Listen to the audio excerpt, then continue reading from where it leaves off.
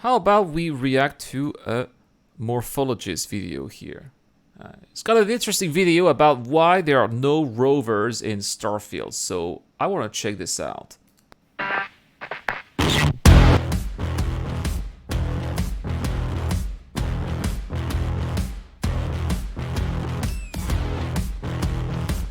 Hey guys, welcome back to the channel, it's Irad, and so Starfield is not going to feature any ground vehicle, any rovers or whatsoever, and I believe, that's what I believe. I believe that there will be ground vehicles in Starfield eventually for the line as paid DLCs. I see it coming, but here this is what Morphologis here, who is a very respected content creator in the sci-fi genre, usually Star Citizen, but not just. And I really want to see what he has to say about why there are no rovers in Starfield. So let's check this out. So it was just revealed in a recent interview with Todd Howard on Starfield that it's not going to have any ground vehicles on release. Now that where interview he went on was to explain on that Kind of Funny jetpacks Games. instead were going to be the mode of transportation aside from ship point-to-point travel. Or, you know, just walking across the vast landscapes on foot. And this has got a lot of people kind of upset, like scratching their heads. How are we supposed to traverse these massive 1,000-planet landscapes on foot? And that's where I don't think that these landscapes are going to be massive. I think that these are going to be actually small maps that will be landing at. Like when we want to land, you know, it's just going to be a small map and we'll just go around it. And if we want to go somewhere else, we'll take our ship, go back to space and land somewhere else on the planet. That's probably how it's going to be. I don't think that you can walk. I don't think you can just press W for, let's say, theoretically, for an entire year or more and just make the entire trip around the planet in Starfield. I don't think that's how it works, but we'll see. Starfield going to be yet another walking simulator? Well, I don't think so, and I'm going to explain why this is not really a big surprise. I'm glad we're on the same page here. Especially when you take a closer look at how other space games have handled ground vehicles in the past. So let's take a closer look, and if you like this video and you want to see more Starfield videos, let me know by hitting that like and subscribe button to show your support. I definitely want to see more Starfield for videos. this game, and I'm really excited to talk more about it as information comes to light. So if there's one thing I've learned by covering Star Citizen primarily on this channel for so long is that you can't really take the videos that they release for marketing at any more than face value. If they don't show something, it's probably because it's not ready or it's not going to be in the game. Yes, yeah, that's something I've been saying on the channel as well so many times now. If you don't see it, don't assume it's there. How I went into the Starfield trailer. If I didn't see ground vehicles, I was going to assume there wasn't going to be any. Right. And I want to reference another video I made a year ago about how they never showed any atmospheric flight, where I said it's likely that there's not going to be any, and lo and behold, it's been revealed that there's not going to be any. There you go. So I wasn't really surprised. That's where you see all the experience accumulated via Star Citizen, right?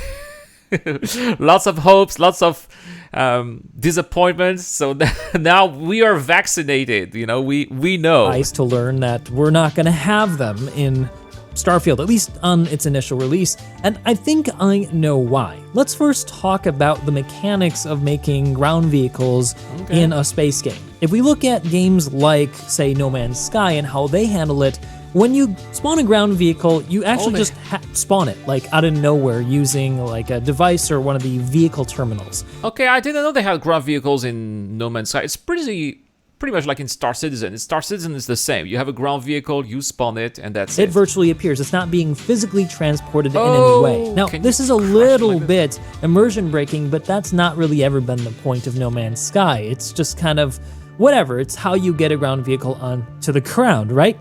And then you have other games like Star Citizen, which have taken a more direct approach, where you can actually park your vehicles on the insides of ships. Yeah, you And can. initially, this didn't work out so well. There were a lot of collision issues, and if you played Star Citizen for a while, you'll remember how vehicles used to just completely fall out of the ship. And this just Oh, not just that, or ground vehicles were making ships explode as well. comes down to having two different vehicle grids moving around in a gameplay space. It so turns out that it's a really difficult nut to crack, there's a lot of issues, especially when dealing with netcoding. And it's also true that now they've kind of nailed it now. Now we don't really have issues with that in ground vehicles, but we've had for years. It's always been very janky and problematic. Thankfully, Starfield doesn't have to deal with any online netcoding, so that's definitely a plus for them. But still, it requires some development time and thought for the gameplay to be able to do this. Yeah, several years. Probably, I mean, for Star Citizen, it took several years to get it nailed down, and that's why it's probably not there, because they probably don't think... I want to believe that they've actually worked, or at least explored, the possibility of having ground vehicles in Starfield, but they probably saw that the time it requires is just too long, and they just leave it out for future DLC. That's the way I see it. So then Bethesda has some gameplay decisions to make. How do they do it? Do they do it a la No Man's Sky, where it just appears via, say, nanotechnology? Or do you actually park it physically on the ship? My guess is that the No Man's Sky approach was probably a bit off the table, as it looks like they're trying to go with the more immersive approach of having things more physicalized. Yeah, plus, yeah, No Man's Sky there's a lot of magics in No Man's Sky. No Man's Sky, to me, looks like a lot of sci-fi fantasy, but not so much sci-fi simulation. How do you guys feel about No Man's Sky? I've just never feel the appeal of No Man's Sky, personally. Just with the sandwiches that they showed and what have you, they clearly are putting some effort in to make this game feel immersive. And so if they're going to go that route, well, then they have to figure out things like the physics engine and collision with those vehicles. And then how it works once it's been parked. Is it going to get in the way of players if the space isn't big enough? Is that going to cause gameplay issues? Well, these issues might seem small on the outside. It surely would be no small task to figure out.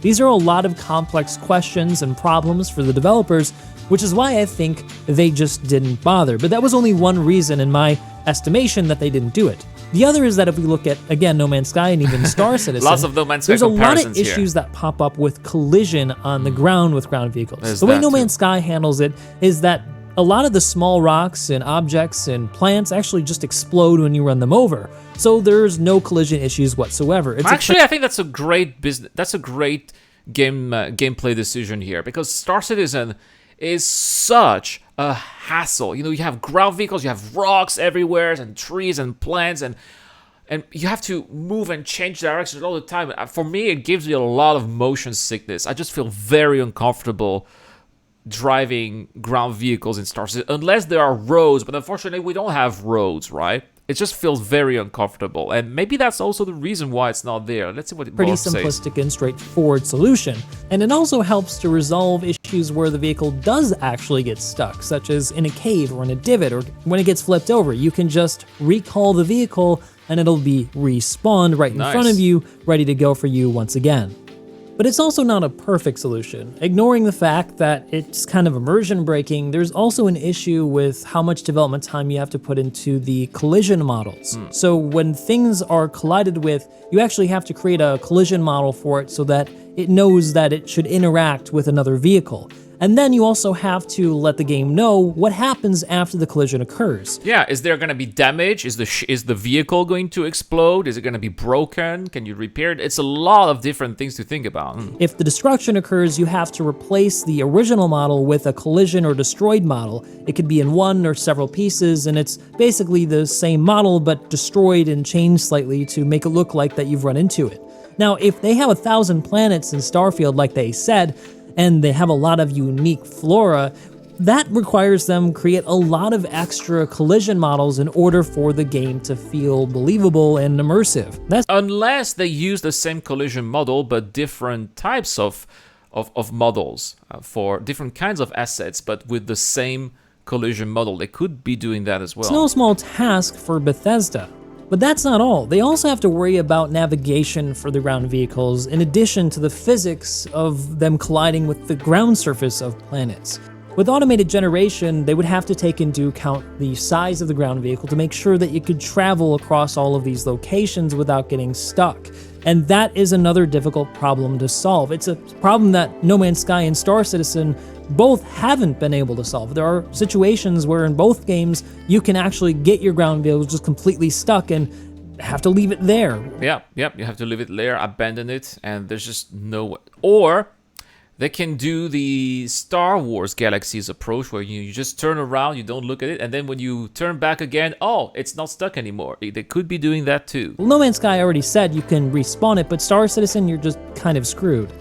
Now, you might say that, well, Bethesda has done ground vehicles before. I mean, look at Fallout New Vegas. You could drive vehicles in that game. And yeah, you could, but they had roads in that game. They had clear areas where you could drive. It looks to me that Starfield has a lot more dense forests and areas to drive through, and a lot more potential problems with the vehicles being stuck and just traversing the environment in general. Yeah, if they could find a way to procedurally create a road network between the different outposts of the city of a planet or an area as well, I think maybe it would make more sense, especially on the developed planets like, for example, Cheyenne or Jemison, where they could have a road system. I think that it would make sense. But I mean, of course, on some of the wilder planets with no life or no activities, yeah, of course there wouldn't be any roads. But I don't think any of these issues are problems that Bethesda couldn't solve. Given enough time and money, I'm sure they could get ground vehicles in the game, and if I were to guess, they probably intended to do it to begin with. The issue is that they have a deadline, and they have a budget, and they probably ran out of both, unlike another game in the genre. My assumption is that at some point in the future, they'll probably do a DLC where they continue the work that they started on ground vehicles and put it into the game. It does. Now, Morphologis is assuming that they have done work in ground vehicles. Maybe they have not. But that's something that we haven't heard of, unfortunately. It seems like something that people would like to have. I mean, when you think of space travel, you think of the rover that we had on the moon. And you know what I would love also? I would love NPCs to drive ground vehicles as well. Have random merchants, random explorers, or random pirates in ground vehicles that you eventually encounter, or have a bunch of bounty hunters that come after you in ground vehicles. That would be very cool as well. It's just kind of a basic thing that comes hand in hand with a space game. But having a ground vehicle might not actually matter, and here's why. It's hard to judge by looking at the 45-minute gameplay video how the experience of Starfield is going to be. When they made the marketing material, they clearly wanted to show non-stop action, and so they showed us non-stop action, so there's always interesting things to look at. The reality of the game might be similar, or it might not at all be similar. But my point is that they could be designing Starfield to be a lot more of a dense experience. Where I think it's going to be a lot like Star Citizen, right? And maybe also Elite Dangerous, where you're going to have to spend time preparing for your actions, right? Making sure you got the right armor, making sure you got the right supplies, making sure you know where you're going, making sure you know what's going to happen when you go where you're going. All of that takes time, preparation, and if you want to be successful, that's what it takes.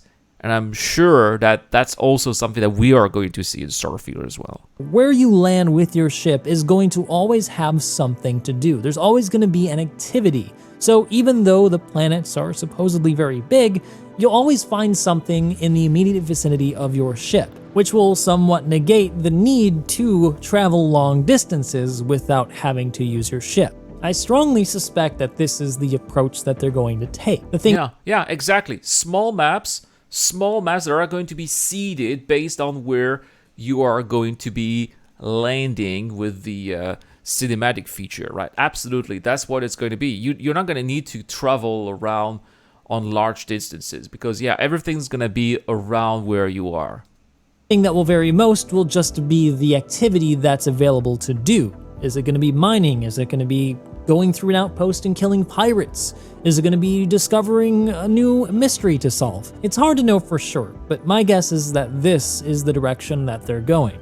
And in my view, it's not at all a bad thing. Games like Star Citizen are great for their massively simulated environments, but a lot of times you're spending huge amounts of time traveling and virtually doing nothing, getting between things to do.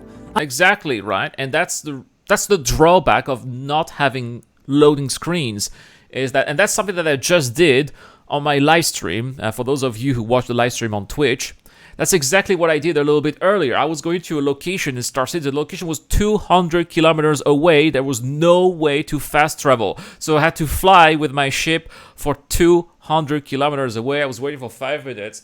Now I press the autopilot, press C, autopilot, just wait for 5 minutes for the ship to finally fly to where it's supposed to go. And that is boring as hell. And that's something that I don't think we're going to be seeing in Starfield.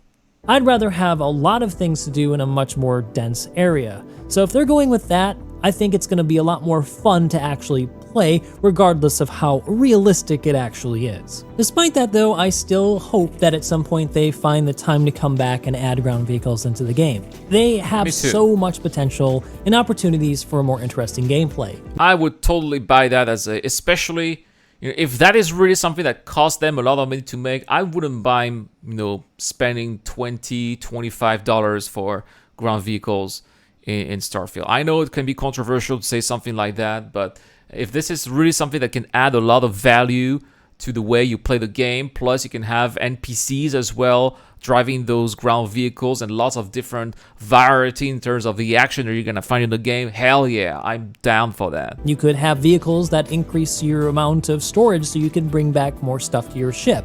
You could have vehicles that have mining heads so that you could mine more stuff more quickly. And in more hostile environments, it could provide protection against, say, biohazards, extreme cold or extreme heat. Can you imagine hunting down wildlife in a ground vehicle? That could be great. Like, your ground vehicle has a gun and you just shoot at the animals. That would be cool. Enabling you to travel to locations or run more over easily them than you otherwise could in just your spacesuit. And if they go the extra mile and really want to make it more similar to their ships, they could even add some customization options to it. That would be really cool, being able to personalize your ground vehicle to match your ship, and more importantly, match the way that you want to play the game, because everybody plays these games differently. So then, in the end, I think the moral of the story is that if you're new to this sort of thing, don't ever take gameplay videos at more than face value. Don't speculate too much and read past what they're showing you, because they're probably not showing you things because they're probably just not there. But then also don't jump to conclusions thinking that it's going to make the game terrible. I'm going to give it a chance. It might be bad, but I'm hoping it's going to be pretty dang good. I mean, from the face of it, it looks like it's going to be pretty dang good. But what do you guys think? Are you with me on this, thinking that it's probably not going to be that something I've been saying on the channel for quite some time, and Morph is very right there. Experience? Or are you more in the camp that they should have just waited if they needed more time and delivered Starfield with ground vehicles for that cool factor? And it's fine. I think that Starfield is going to deliver an awesome experience, and that if one day ground vehicles get in there, it's going to be even better. A great video for Morph there. I'll put a link in the description down below. Don't forget to check out my buddy Morphologis there. Subscribe to his channel, and I'll see you guys in the next one.